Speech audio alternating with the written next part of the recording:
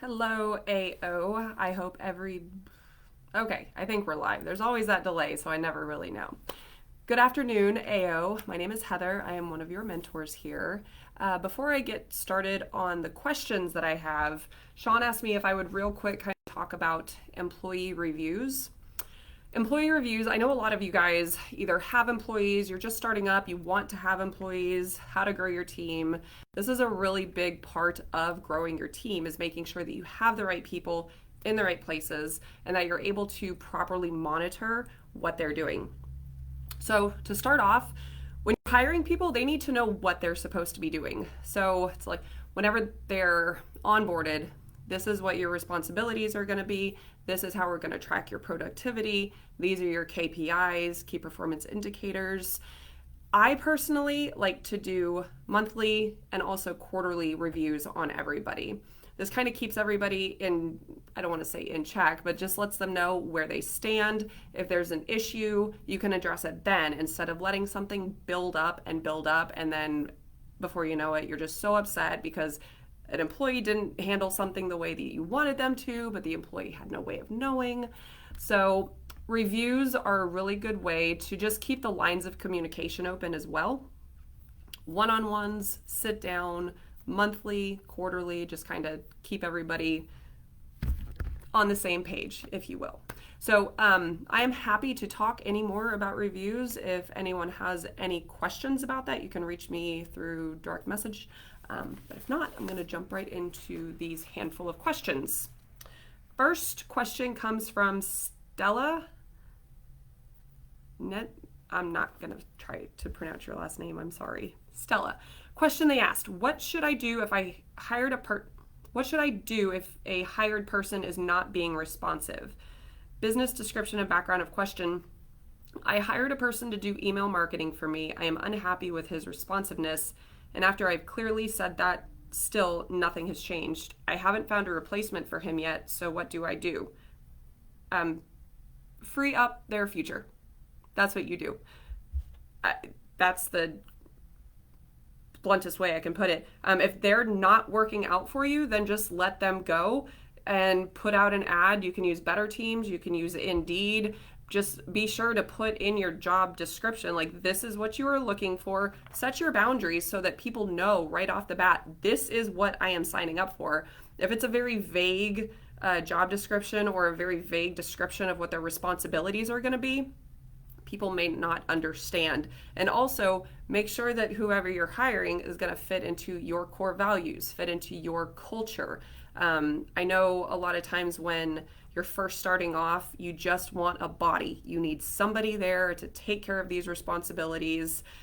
That can often bite us in the ass. So hire slow, fire fast. Make sure you've got all of your ducks in a row. But really, if this person isn't working out, free up their future, find someone else. There are plenty of job platforms where you can find people. I hope that answers your question. If not, again, hit me up on a DM and I'll be happy to expand on that. Second question also comes from Stella. How do I inform the customers about price increases, and do I even have to do it? Business description and background of question. I own an active wear brand for women, and I am considering a slight increase in the prices of the products we sell, mostly leggings. Sean mentioned somewhere that a slight increase of 8% yearly is standard and usually accepted well by customers. I'm trying to figure out how to communicate this with my existing customers and followers on social networks. Some customers might complain. How do I handle this? I agree with Sean here. Generally, anything below an 8% increase, I wouldn't really spend the time sending out marketing blasts or email blasts and letting everybody know. It's an unspoken rule that there's a cost of living increase. Every business has it. And as a business owner, you pass that on to the consumer. So as a consumer, we understand that each year there are going to be price increases. If you do have a client or a customer that complains or says anything, just let them know that there's been an increase in our current prices of 8%, and explain why. I don't think you will run into too many issues. People are normally pretty understanding about that. But if you have somebody that's complaining about 8%, they might not be the customer that you want also. So at that point, maybe take a look at your target demographic and see if you're hitting the right people. Next question comes from Rohit Gupta. Question they asked: what suggestions would you have to help me get more people impressed to our grand opening of our new retail grocery store opening? Business description and background of question. We are a specialty international convenience and grocery store brick and mortar location.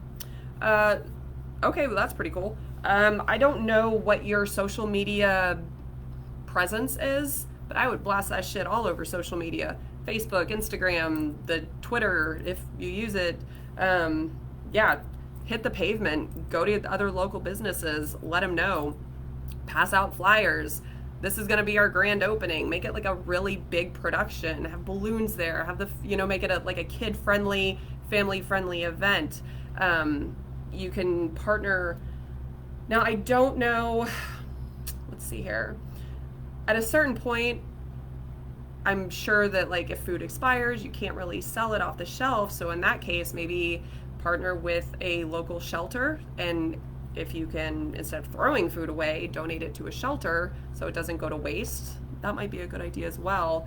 But really the best thing to do is just go knocking on doors, introduce yourself to people, let them know, hey, we are new, we are opening, we've got this great event that's going to be happening, we want you to be a part of it, come join us, here's the date, here's the time, and tell your people. If you have employees, have them blast that out on their social media as well. Create a hashtag for it. Make it a big thing. So I hope that helps, and I wish you luck on your grand opening. Okay, next question comes from Robin. Hi, Robin. Question they asked: how can I convince someone to partner or invest in my business as an artist? Business description and background of question.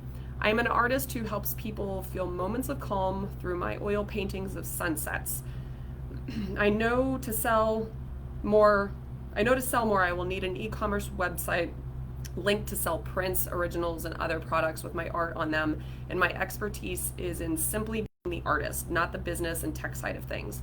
How do you think I could convince someone to partner with me and do all that side of the business and we split the revenues? Maybe you need an employee, not a partner. Why would you want a partner and give away half your profits? This is, that's just my personal opinion. I would hire somebody and task them with the things that you don't want to do. You are the visionary. Find an implementer.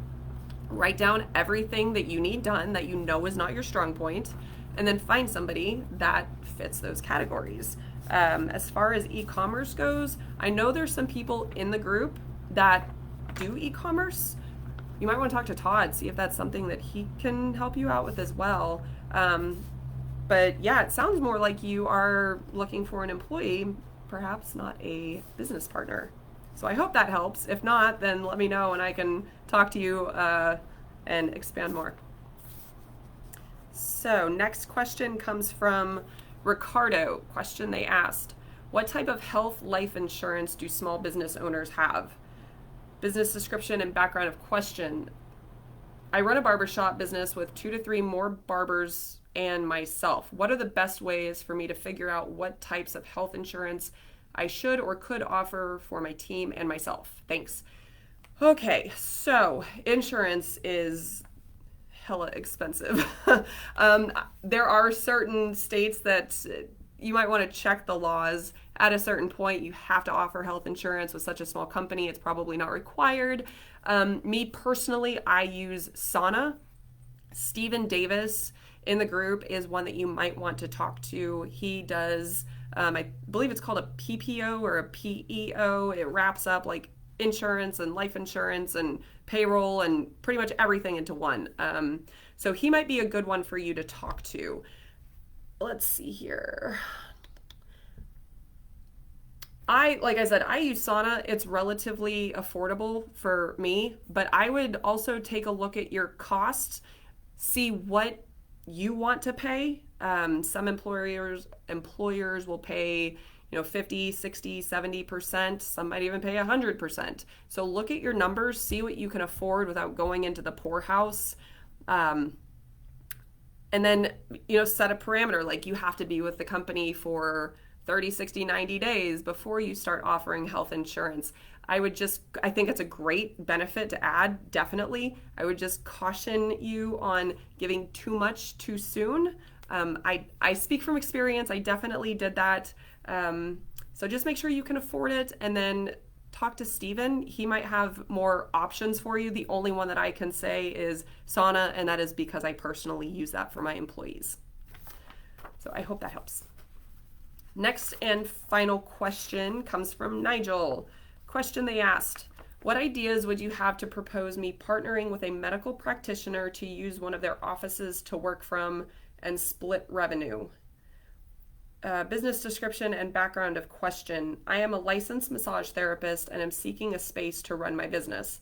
The location I am considering is a building owned by an oral surgeon.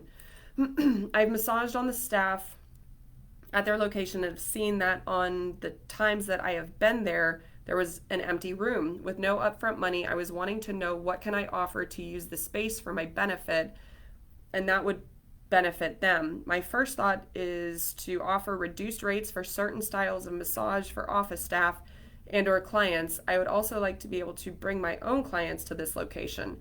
How can I make a proposal that sounds enticing and beneficial for us both? Thank you in advance for your time, attention, and responses. So Nigel, this sounds like it could just be a very simple conversation with the people that are managing the office space. If it's empty, I would just talk to them and say, hey, can I rent this? You could barter and say, I'll give you like a free massage a month if you want. As far as like splitting your revenues, make sure you set up whatever deal that you're going to do with them, that it's in writing what you're going to pay. I definitely wouldn't. Hi, Joe. I definitely would not split your profits with them. Again, make sure that you are bringing in enough money to survive. But if that space is empty, lowball them, see what they would take. I mean, they might not want a whole lot, and you're trying to like give away a whole bunch right off the bat without talking to them. So see what they say and then go from there. But yeah, with that, you would definitely want to let them know you would be bringing in your own clients. See if there's any conflict of interest. I don't know if there would be or not, but just talk to them, have a conversation, tell them what you're looking for, see if it's a good fit. If not, there will definitely be another office space. And if not, you can always work out of your home. There are definitely options for that. So I hope that answers everybody's questions. I wish I had more questions to answer for you guys. If that is it, then I am going to go. But I'm always available. You guys can hit me up on a DM. That is it. Talk to you guys later. Have a great day and get to work.